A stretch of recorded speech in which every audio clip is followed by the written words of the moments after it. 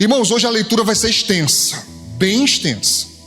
Então é muito importante que você fixe a sua atenção, foque mesmo, com fé. Não deixa ninguém desviar a sua atenção. Levantou um, saiu outro a beber água, foi outro no banheiro, foi a criança que passou na frente, não importa. Tente focar no que diz a palavra de Deus. Em Salmo 1, a partir do verso 1, estou aqui na versão corrigida e fiel de Almeida, que diz: bem-aventurado, e essa palavra significa feliz. Amém? Quando você ouvir bem-aventurado ou bem-aventurança, está falando claramente de felicidade. Então, bem-aventurado o homem ou a pessoa que não anda segundo o conselho dos ímpios, nem se detém no caminho dos pecadores, nem se assenta na roda de quem? Dos escarnecedores. Deixa eu compartilhar com algumas pessoas que são mais novas na fé, que talvez não saibam. Ímpio é quem pratica impiedade. Pastor, mas o que é impiedade? A palavra em si, na sua raiz, ela indica uma espécie de injustiça, uma vida que não agrada a Deus, é não andar de forma correta, é não ser uma pessoa obediente a Deus. Tudo bem? Ímpio. Escarnecedor é o mesmo que zombador. Para nós nordestinos, alguém mais aqui fora eu é do sertão? Tem mais algum sertanejo? Pastor Manuel, você é meia-meia, você é mais para cá do que para lá. Como é o nome da cidade lá? Bem aqui, já é quase litoral já. É beirando já o sertão já. Para nós, né? Para nós do sertão, irmãos, eu acho que aqui em Natal deve ser o mesmo, a gente fala mangar. É assim também? Mangar. O que é mangar, pastor? Zombar. É fazer chacota. E aqui fala escarnecer. Escarnecedor é alguém que zomba dos outros. Tudo bem? A primeira coisa que eu quero que você aprenda nessa noite, aqui no verso 1, e para cada versículo eu deixei uma chave de sabedoria, talvez até para te ajudar a fixar esse entendimento. Eu coloquei assim: a intimidade com pessoas e o que não devemos fazer. Preste bem atenção a isso. A intimidade com pessoas. Eu nem coloquei pessoas ruins, pessoas más, e são. Mas eu queria que você fixasse no que não devemos fazer. Amém? E o texto é muito claro. Então ele diz: bem-aventurado o homem que não anda segundo o conselho dos ímpios. O que é o conselho dos ímpios, pastor? O que o ímpio aconselha? Irmãos, sempre, sem exceção, o ímpio vai partir de um ponto de vista da sua própria cultura, da sua própria vivência, daquilo que a pessoa viveu, daquilo que a pessoa sofreu, daquilo que ela viu acontecer. Então, por exemplo, quando um homem, porventura, ele é traído por sua esposa, e ele vai desabafar com um amigo que é ímpio, certo? É muito fácil esse amigo dizer: você besta, rapaz, deixa essa mulher, arruma outra, tá assim de mulher aí fora, só o que tem é mulher. Ou alguém vai dizer: pague na mesma moeda. Eu falei o homem, mas isso também se aplica à mulher. Se uma mulher vai desabafar com uma amiga, e essa amiga é uma pessoa ímpia, ela vai dizer a mesma coisa.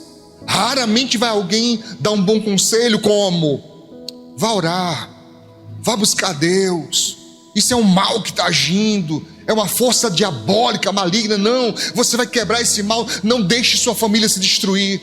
Não. Qual o conselho que a amiga ímpia vai dar? Pague na mesma moeda. Está traindo você? Traia também. Você está me entendendo? O conselho do ímpio. O conselho do ímpio é: bateu, levou. O conselho do ímpio é: está te devendo, se não arcar com o que deve, vá lá e ameace, vá lá com armado, sabe? Bota sempre na cabeça da pessoa uma coisa extrema, uma coisa terrível. Pouca gente vai dar conselho. Por favor, não entenda que nós que somos cristãos iríamos aconselhar a pessoa: está te devendo, deixa para lá. Não, crente não é besta não, diga pro teu irmão aí. Pelo menos eu não sou. Não sei se você é, mas eu não sou. Tá? Não, irmão, nós não somos capazes de ninguém, não. Mas, por via de regra, o cristão tende a se basear naquilo que a Escritura nos ensina. É o nosso conselho primordial, é a palavra de Deus. Então, cuidado se você tem se cercado de amigos ímpios. Cuidado com os conselhos que te dão, porque você pode estar destruindo a sua vida sem perceber. Está claro isso? Outro ponto. Em Samuel, não vai dar tempo de eu esperar você abrir, então só anote. 1 Samuel no capítulo 24. A Bíblia fala que Davi, antes de se tornar rei, ele despertou no rei de Israel da época, chamado Saul, uma inveja, irmãos, maligna. Essa inveja se transformou em ódio. Saul, o rei de Israel, passou a odiar Davi sem Davi ter feito mal nenhum a ele.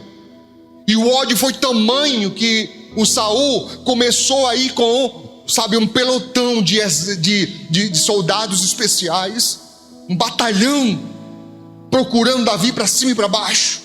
Onde dizia, ó, Davi está ali, ele ia lá para ver, tentando achar Davi. Numa dessas, Davi e seus homens correndo, fugindo para não morrer, eles entraram numa caverna, porque diz o texto que Saul com seus homens seguiram Davi até lá na penha das montanhas, onde há as cabras, só as cabras monteses que conseguem subir. Davi foi para lá com seus homens e Saul foi atrás. E diz a Bíblia Sagrada que os homens de Davi, juntamente com ele, se esconderam numa caverna. E deu-se que Saul, com frio, disse, então vamos me deitar aqui na caverna para cobrir minhas pernas, me esquentar um pouco. Ele não sabia que Davi estava lá no fundo da caverna. E os homens de Davi, quando viram Saul sozinho, dormindo, olha o que eles disseram a Davi. Então os homens de Davi lhe disseram, eis aqui o dia do qual o Senhor te diz. Olha isso. Eles estão tomando a palavra como se fossem eles mesmos profetas de Deus, dizendo, o Senhor te diz, eis que te dou o teu inimigo nas tuas mãos, far-lhe-ás como te parecer bem aos teus olhos. É uma outra forma de dizer, faça o que você quiser com ele. É Deus que está dizendo para você, Davi. Você está entendendo? E levantou-se Davi e mansamente cortou a orla do manto de Saul. Só cortou tecido. E sucedeu, porém, que depois o coração doeu a Davi. Isso é o peso do pecado, irmão. É uma simbologia para dizer, ele sentiu o peso do pecado por ter cortado a orla do manto de Saul. Verso 6. E disse aos seus homens, o Senhor me guarde de que eu faça tal coisa ao meu Senhor. Ao meu Senhor. Olha como é que Davi está colocando Saul. Ele não colocou como inimigo, colocou como líder. Ele é meu Senhor, ele é minha liderança, ele está sobre mim. Ao ungido do Senhor, estendendo eu a minha mão contra ele, pois é o ungido do Senhor. É interessante essa colocação de Davi. Essa colocação é poderosíssima, irmãos, porque Davi também era ungido. Ele também havia sido ungido como o próximo rei. Mas olha o senso de Davi. Ele está vivo. Enquanto ele estiver vivo, ele é o ungido do Senhor. Mas ele está errado, ele está totalmente sem nexo, ele está fora de si, ele está endemoniado, não importa. Deus que cuide dele. Mas eu não vou levantar minha mão. Amém, irmãos? Por favor, toque em alguém perto de você e diga, cuidado com os conselhos que você ouve. Cuidado com quem chega perto de você para te incitar a fazer o que Deus não mandou fazer. Cuidado, porque haverão pessoas que chegarão até você e tentarão conduzir, até seduzir você a fazer contrário à vontade de Deus. Cuidado com isso. Cuidado com isso. E haverão desculpas. Eu vou fazer isso por causa disso. eu vou agir desta maneira, porque isso aqui aconteceu. Não há desculpa, irmão. Na hora que Davi corta a orla do vestido, as franjas do vestido de Saul, o coração já dói, ele já sente o peso do pecado. Ele falou: não, estou errado, não vou levantar minha mão. Tem pessoas que não têm esse direcionamento de Deus. Você está me entendendo, irmãos? Sim? Continuando, Salmo 1, verso 1. Salmo 1 é o texto de base, então nós vamos ficar voltando para ele. Diz o texto: nem se detém aonde? No caminho dos pecadores. Eu considero isso aqui, irmão, está em congruência. Essa palavra, ela significa quando o interior, o seu eu subjetivo, ele está correspondendo ao que você é fora. Porque tem pessoas que são incongruentes. Ela é uma coisa fora, mas sente outra totalmente diferente dentro. Aí vira uma bagunça as emoções da pessoa, a mente da pessoa. Seria equivalente a você ter ódio de alguém, mas na frente da pessoa: oi, amor. Eu já vi tanto isso acontecer, irmãos. Eu já vi tanto isso acontecer. A pessoa está falando mal de alguém. Na faculdade eu vi muito isso. Mas metendo malho, meu irmão, na pessoa. Aí a pessoa aparece na porta, a pessoa: oi, bem, oi, amor.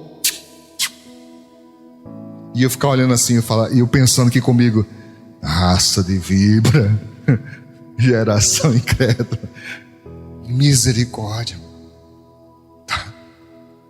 Pastor, então se eu tiver com ódio, eu tenho que partir para cima de alguém, acabar com a pessoa, é isso? Não. Deveria ser o contrário. Deveria a paz que você aparenta expressar, de fato vivenciá-la. Amém?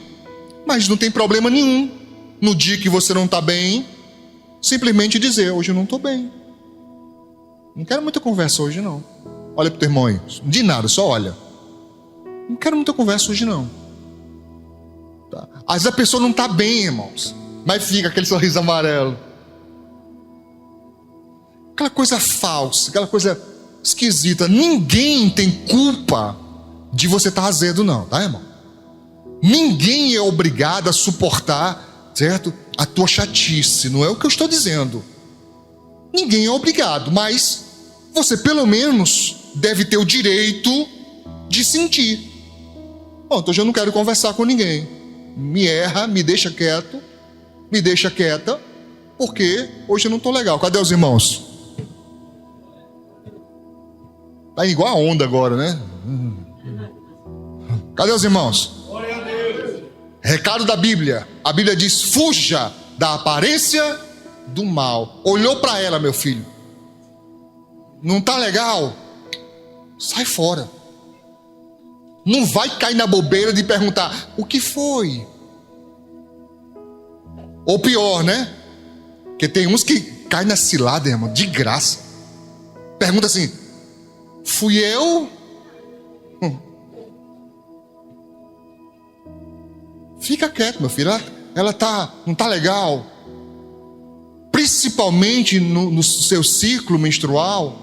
Deixa ela quieta, nem mexe, nem pergunta nada, vai atrás tu até achar. Deixa ela quieta, muito melhor para você.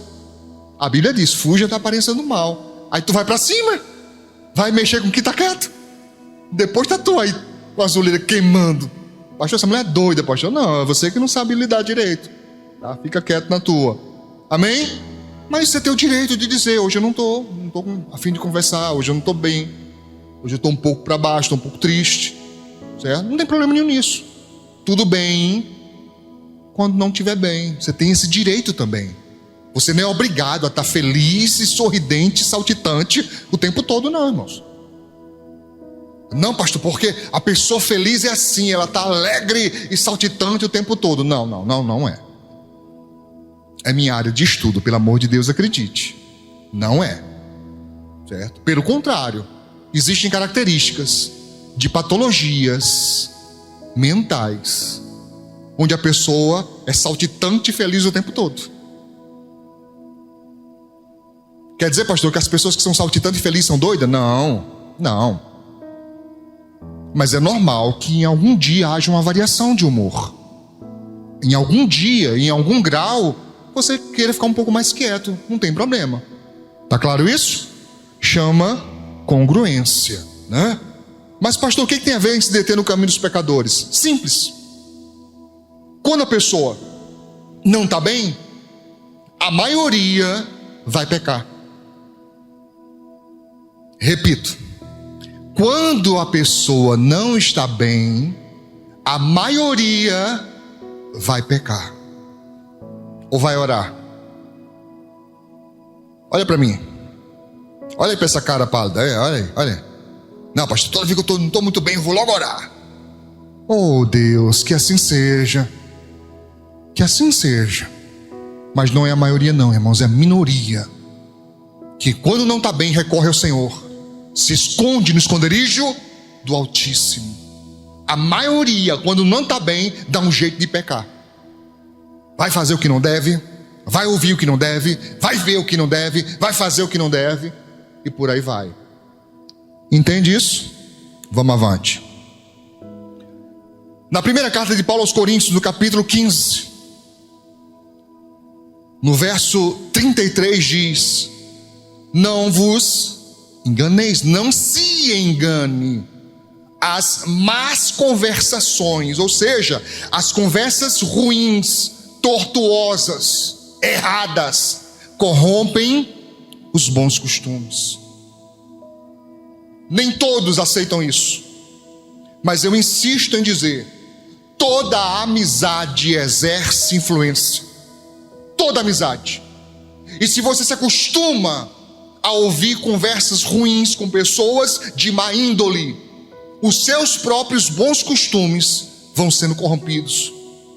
Quando pensa que não, você está fazendo igual. Alguém pode dizer para mim, testemunhar para mim assim: pastor, eu conheço um casal onde um deles era uma pessoa excelente, mas depois que casou, adquiriu os hábitos do outro, os hábitos ruins. Conhece alguém? Alto assim para ver? Alto? Olha aí, olha aí. A pessoa era maravilhosa, mas começa a adquirir os hábitos ruins do outro. E isso em amizade também é a mesma coisa, irmãos. Amém? Vamos adiante. E ele diz: nem se assenta na roda dos escarnecedores. Escarnecer. Eu observo que boa parte, não todos, para ser sincero, não todos, mas boa parte dos escarnecedores o são porque se tornaram pessoas más e soberbas. Porque a soberba faz isso. A pessoa se achar melhor do que os outros. Então começa a zombar. Zomba da roupa. Já conheceu alguém assim? Que gosta, tem um prazer imenso em zombar dos outros. Olha, olha. Parece uma pamonha amarrada pelo meio. Ou aquela velha frase: o defunto era maior. Ou aquela frase: ó, pessoa ridícula. Que roupa é essa, pelo amor de Deus? Sim, existem pessoas que se vestem de forma ridícula. Existem pessoas que esteticamente não conseguem achar roupa com facilidade que lhe caia bem, um corte que lhe caia bem. Mas o que você tem a ver com isso? Você pode me ajudar perguntando para o teu irmão? Pergunta mesmo, olho a olho. E nós com isso? O que temos a ver com isso? Você já parou para se perguntar o que nós temos a ver com isso? Tá? Você acredita, irmãos, que uma vez uma pessoa chegou para mim para dizer assim: pastor, só preste atenção que essa irmã só vem para a igreja de chinelo? Logo comigo, irmão. Não me conhece. Logo comigo. E por que falou isso? Porque a irmãzinha era tão... Eu não gosto de usar a palavra humilde, porque é estranho aos meus ouvidos falar humilde. Eu chamo pobre mesmo. Porque humilde para mim tem a ver com humildade e não com pobreza. Então, por favor, eu espero não afrontar você com isso. Mas a irmã era pobrezinha mesmo. E o chinelo dela tinha um prego, que eu também já usei na minha infância, lá no sertão. E ela andava e arrastava, arranhava. A gente ouvia o arrastado do prego, do piso da igreja. A pessoa veio falar para mim isso, mas com um tom irônico, com um tom, sabe, condescendente. Eu falei, faz o seguinte, vai no mercado, compra uma sandália boa para ela, dá de presente. Porque só você falar não resolve nada. Nem resolve você falar e nem resolve eu ouvir. Ou você quer que eu resolva? Não, pastor, foi só um comentário. Eu digo, não, isso não é só um comentário não, isso é maldade. Isso é maldade, porque quando você quer resolver, você não precisa nem falar. Você pode simplesmente chegar e agir.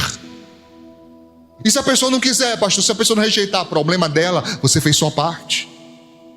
Tem pessoas que são difíceis de ajudar, sim ou não? Difíceis por vários motivos. Às vezes de orgulho, às vezes prepotência, às vezes ingratidão, mas às vezes é um espírito envergonhado. É uma pessoa que nunca foi afagada, que nunca foi cuidada, então não sabe como receber, não sabe como ser grato, certo? É uma pessoa que fica toda sem jeito. Você vai dar um presente e a pessoa fica, sabe, quase correndo de você. Tem pessoas assim. Então, se você pode resolver, não comente, resolva. Amém? Tá claro isso? Mas tem gente que se senta na roda dos zombadores. Vai fazendo isso, vai. Ah, pastor, ó a orelha daquele irmão ali, misericórdia, dumbo. Ó a testa, pastor, misericórdia. Aeroporto de mosquito, tá? Ó o irmão lá, ó, pouca telha, tá sem cobertura. Ó o outro lá, pastor, misericórdia, quatro dedos de beiço. Ó o nariz, riscado, consumiu o oxigênio todo no ambiente sozinho. Tem que se diverte com isso, irmãos. Sim, eu sei que ouvir às vezes é engraçado. Eu sei que é. Mas a Bíblia adverte: não se sente nessa roda. Não senta não. Não fica zombando não. Porque às vezes você vai estar cometendo uma injustiça. Uma injustiça. Às vezes você pode estar fazendo uma pessoa sofrer de uma forma cruel e perversa, zombando de uma característica dela, da condição financeira dela, da cultura dela. Olha, quantas vezes eu já ouvi aqui em Natal, as pessoas falando veve. É estranhíssimo ao meu ouvido, veve. Mas pergunte quantas vezes eu chego para os irmãos e falo: analfa. Na minha época de criança, alguns vão lembrar disso. A gente chamava assim Mobral. Ô Mobral! Que era um programa que tinha de alfabetização de adultos, chamado Mobral. Então, quando a gente queria dizer que a pessoa era sem inteligência, a gente chamava de Mobral. Ô Mobral! Mas isso, irmãos, é cultura do mundo, não pode ser a nossa. Amém? Mas pastor, se eu olhar para a orelha dele eu vou rir, então não olhe. Olhe para baixo, olhe para cima, olhe de lado, não olhe. Mas não se sente na roda dos escarnecedores, porque Deus está vendo.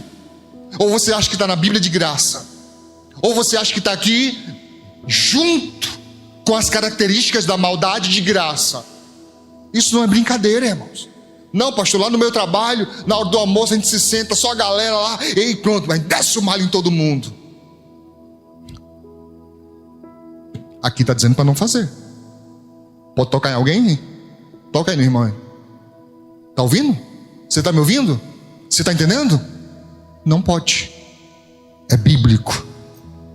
Amém. Diz em Gálatas capítulo 6, verso 7. Gálatas 6, 7. Não erreis. Deus não se deixa escarnecer. Ninguém brinca, ninguém zomba de Deus.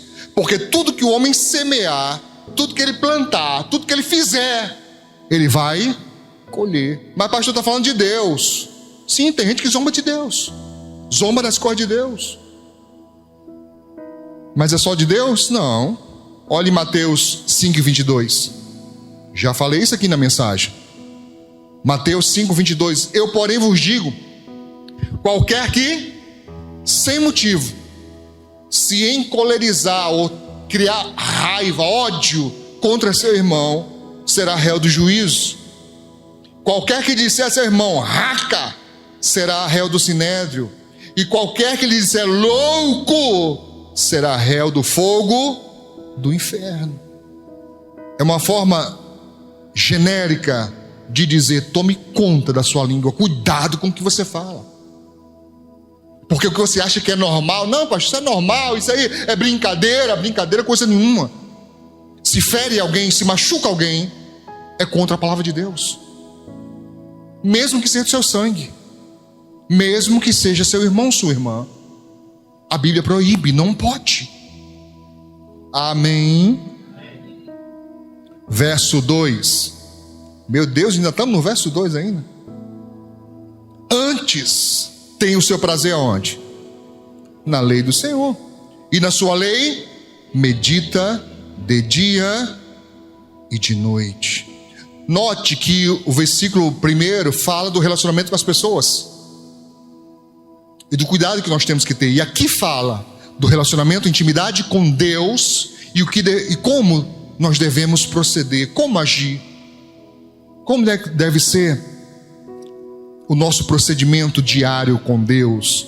Eu digo que é uma decisão própria, né, pela aliança. Eu decido me aproximar de Deus. Seguir na direção contrária do caminho do mal. A chave básica é essa. Essa semana eu falava sobre aquele símbolo do cristianismo da igreja primitiva. Eu estava dizendo aos irmãos que na igreja do tempo dos apóstolos, o símbolo primordial dos cristãos não era a cruz, mas era o peixe. Era o símbolo que era usado. E eu acho muito bacana aquele seriado The Chosen. Acho muito linda aquela abertura, porque é exatamente os peixes indo numa direção e um deles vai na direção contrária, simbolizando exatamente isso. Seguir na direção contrária do mal. O mal está mandando ir para ali, então o meu caminho é o contrário. Amém? Ter prazer na lei de Deus. Por favor, irmãos, marque o Salmo 119. É o maior capítulo da Bíblia, Salmo 119. Não teríamos tempo para ler todo ele agora, mas alguns versículos para mim são poderosos. Se você puder abrir na sua Bíblia e marcar, faça isso.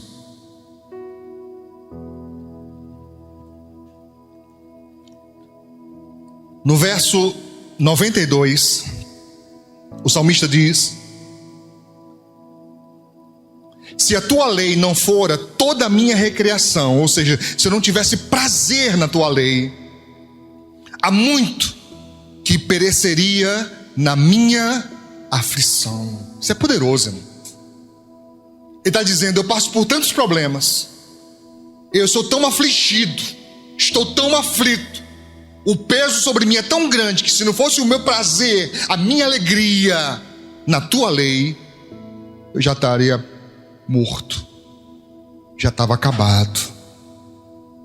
Eu não sei se há alguém aqui nessa noite, mas já conversei com muitas pessoas, muitas que disseram: pastor, eu tenho certeza, se Jesus não tivesse chegado primeiro na minha vida, eu não estaria mais vivo. Eu não estaria mais vivo, tenho certeza disso, que só estou aqui porque Ele chegou na minha vida. Amém? Verso 9:3: nunca me esquecerei dos teus preceitos, pois por eles me tem vivificado.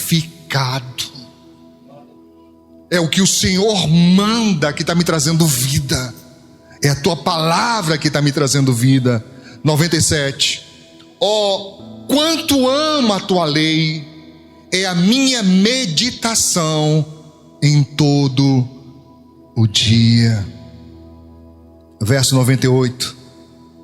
Tu, pelos teus mandamentos, me fazes mais sábio do que os meus inimigos, pois estão sempre comigo.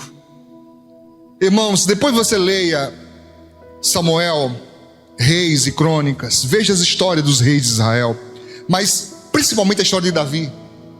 Você vai ver isso aqui na prática. Davi, pastor Manuel, um exército de inimigos, e ele ali com seu exército preparado, ele ia falar com Deus e perguntava: Senhor, eu ataco por onde? Eu vou pela frente? Vou pelos flancos? Eu dou meia volta e vou por trás? Por onde? Exatamente como Deus dizia, Davi fazia. E aqui ele está dizendo isso, olha: tu me faz o quê? Mais sábio do que os meus inimigos. Oh, aleluia. 99, Salmo 119, verso 99.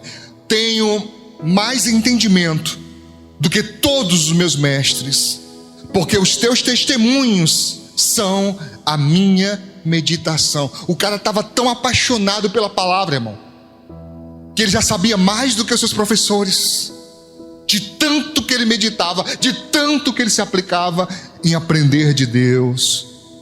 Diz o texto: entendo mais do que os antigos, porque guardo os teus preceitos.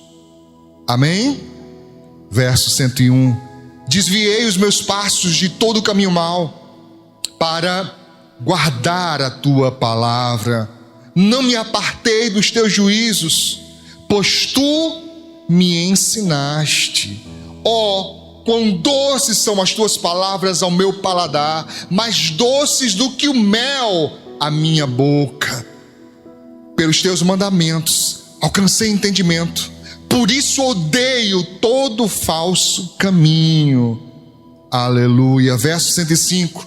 Lâmpada para os meus pés é a tua palavra e luz para o meu caminho. Amém? É isso que eu tenho que fazer. Marque esse texto, marque. Leia ele várias vezes depois. Leia ele sempre. Traga à memória o quão importante isso é, irmãos. De buscar na palavra, de estar, se alimentando dela. Isso é muito importante em nome de Jesus. Verso 3, Salmo 1, verso 3.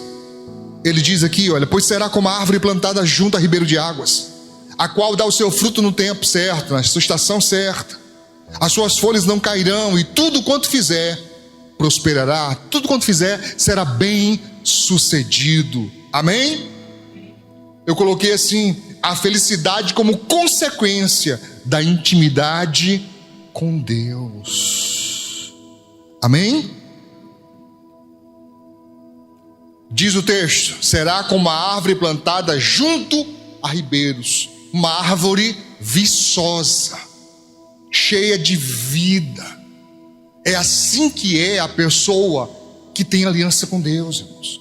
Ela tem vida nela mesma, ela tem um brilho especial, ela tem um quê diferente. Você sabe, você percebe, essa pessoa não é igual às outras. Ela tem uma coisa que chama atenção, ela tem um brilho diferente das pessoas. Por quê? Porque a vida de Deus está fluindo e correndo através dela. Como o Senhor Jesus disse em João 10:10, o ladrão vem senão a roubar, a matar e a destruir. Disse Jesus: eu vim para quê?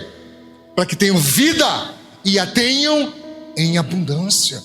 Vida em abundância. Olha que simbologia bonita, irmãos. É igualzinho a árvore plantada junto das águas.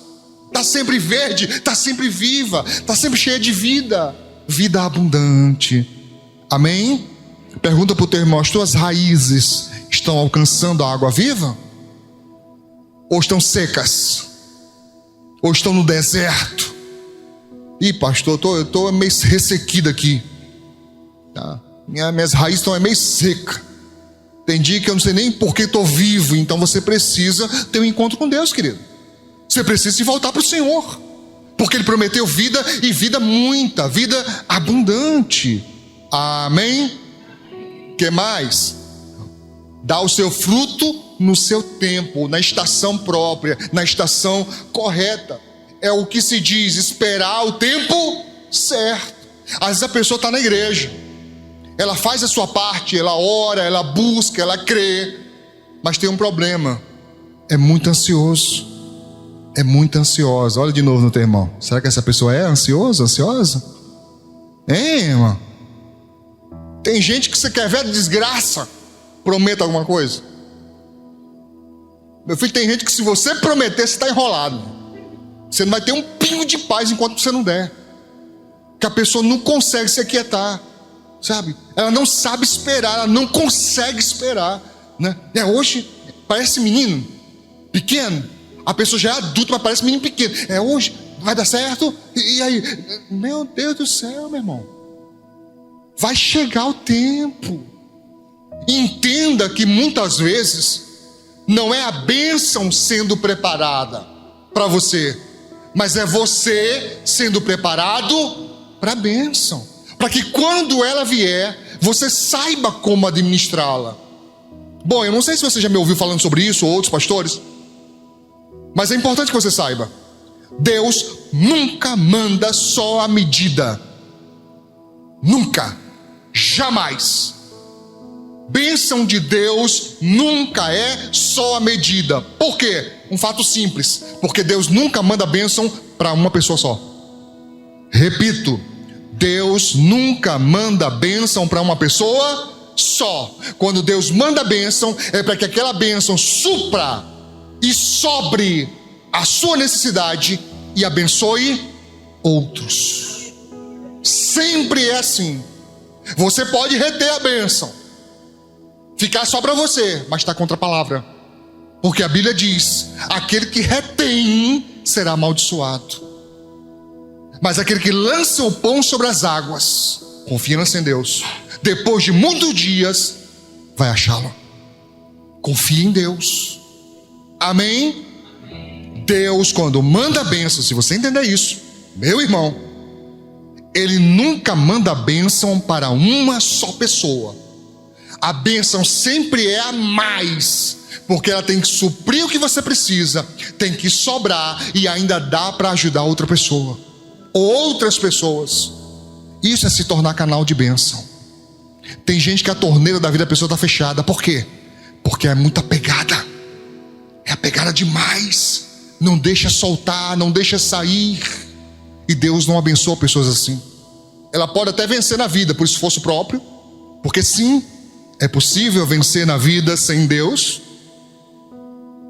Nós não queremos isso. Por quê? Porque a prosperidade de Deus engloba felicidade, e nós não queremos só dinheiro, nós queremos felicidade. Amém?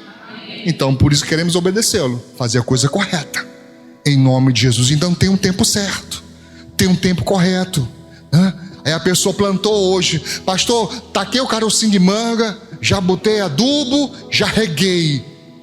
Quando é que eu vou comer minha manga? Eu sei lá. Eu achei um monte de gente vir me cobrar a bênção. Ô pastor, não fui abençoado ainda não, irmão, já foi. Eu falei: além de ser impaciente, ainda é birrento, ainda está incomodado com o outro que está sendo abençoado. Vai te catar, vai arrumar o que fazer, vai orar, falar com Deus. Você está me entendendo? Sim, diz o texto claramente, tem tempo determinado, irmãos. Por favor, Eclesiastes 3:1 diz a Bíblia, olha isso: tudo tem seu tempo determinado, e há tempo para todo propósito debaixo do céu. Há tempo de nascer, tempo de morrer, tempo de plantar e tempo de colher, de arrancar o que plantou, de colher. Mas a pessoa plantou agora, quer colher agora.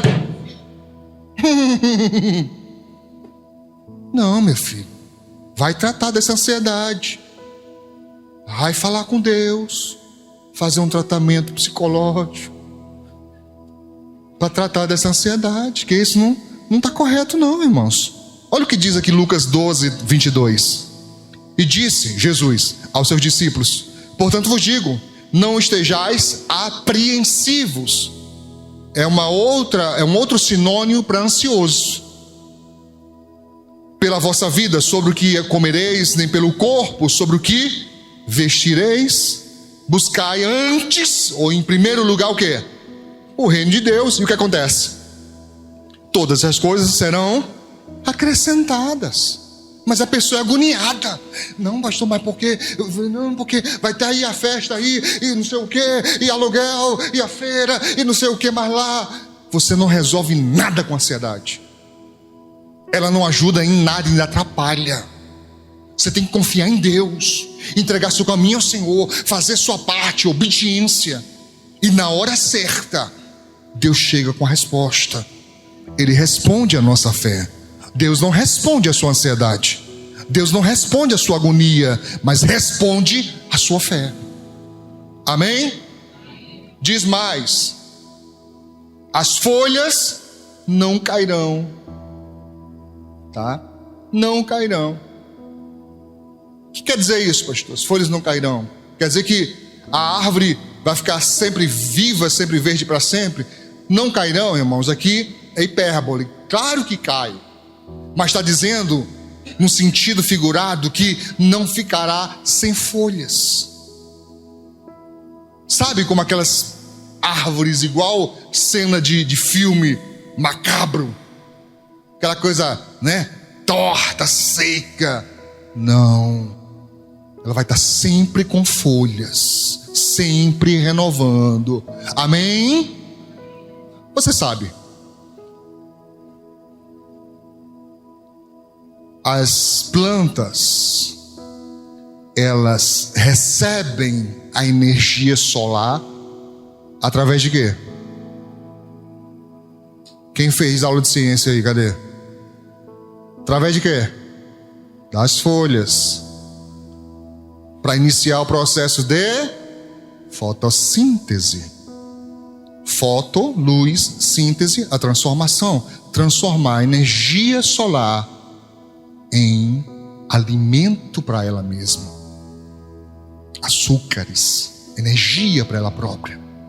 É uma outra forma de Deus dizer: sempre você vai ter como estar recebendo o poder de Deus.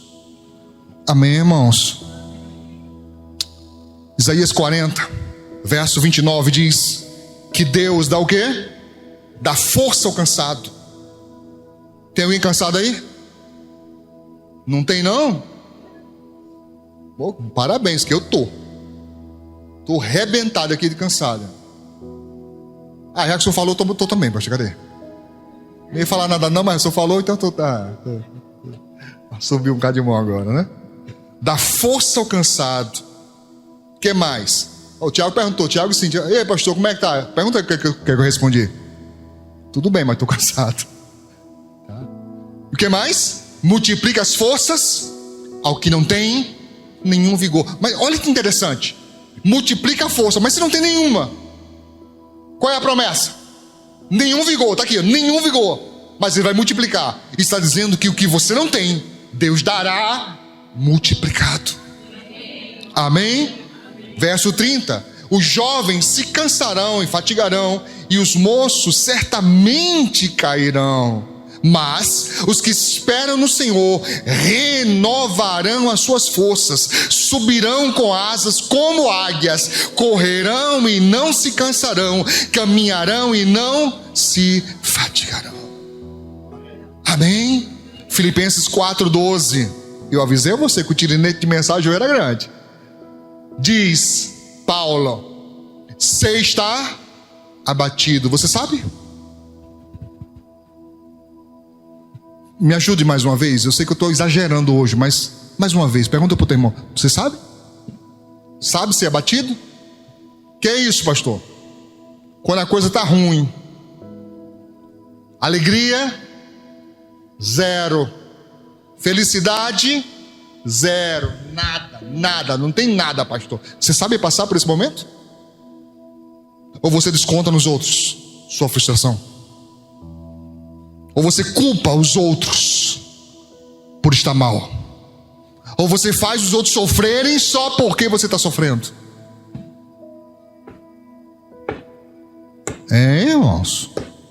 Paulo disse: eu sei estar abatido e também sei ter abundância. Em toda maneira e em todas as coisas estou instruído. O que essa palavra quer dizer, instruído? É alguém que foi ensinado, é alguém que foi discipulado, é alguém que tem experiência. Tanto a ter fartura, como a ter fome. Você sabe? Felicidade para você é o quê? É o quê?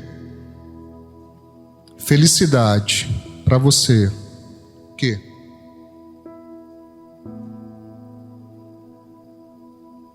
Tá me entendendo, irmãos?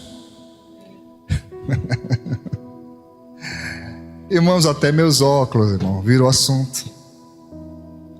Eita, pastor, tá chique, agora tem 2 óculos. E eu expliquei, irmão, foi promoção. Fiz um, ganhei outro.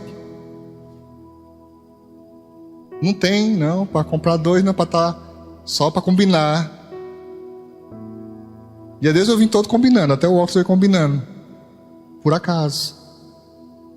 Mas tem gente que precisa de coisas, irmãos. Eu preciso que você entenda isso. Você está me entendendo? Vamos lá, vamos à frente. Paulo disse: posso todas as coisas em Cristo que me fortalece. Amém? Amém. E por fim, ele diz: tudo quanto fizer prosperará, sendo bem sucedido. Olha em Romanos capítulo 8, verso 31, Paulo diz: que diremos, pois, sobre essas coisas? Se Deus é por nós, quem será contra nós? Esse texto é mal compreendido, que tem pessoas que entendem que ninguém vai ser contra a gente. Irmão, é o contrário, muitos vão ser contra a gente. Mas o que o texto quer dizer é: nenhum deles vai nos vencer. Amém? Você está entendendo? Diz mais: aquele que nem a seu próprio filho poupou, antes o entregou por todos nós, como não nos dará também com ele todas as coisas? Ora, se Deus não poupou nem Jesus, irmão, entregou Jesus por amor a nós, por que ele vai negar a nós, né? Sonegar a nós coisas do dia a dia? Ele vai abençoar. Diz o texto: quem é que condena? Pois é Cristo quem morreu, antes ressuscitou dentre os mortos, o qual está à direita de Deus e que também intercede por nós. Diz o texto: quem nos separará do amor de Cristo? A tribulação, a angústia, a perseguição, a fome, a nudez, o perigo ou a espada?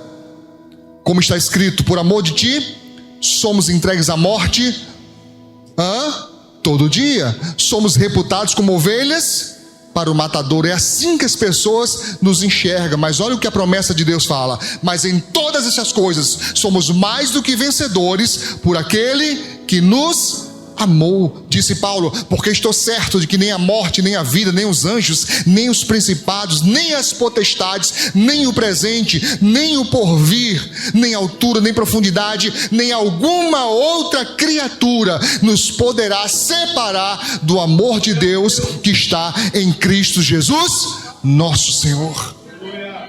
Quantos irmãos estão aí sendo perseguidos, maltratados, injustiçados?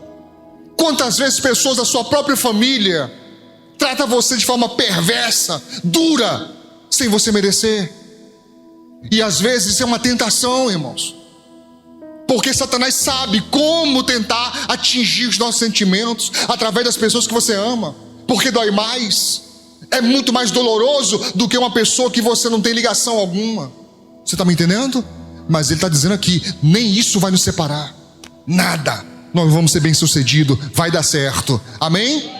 Diz o texto: não são assim os ímpios, mas são como a moinha. Moinha é palha, palha seca. Você pega o trigo, tira o trigo, sobra a palha que o vento espalha. Os ímpios são exatamente assim, inconstantes. É uma característica muito própria dos ímpios. Eles são inconstantes. Está entendendo? Sim? Por quê?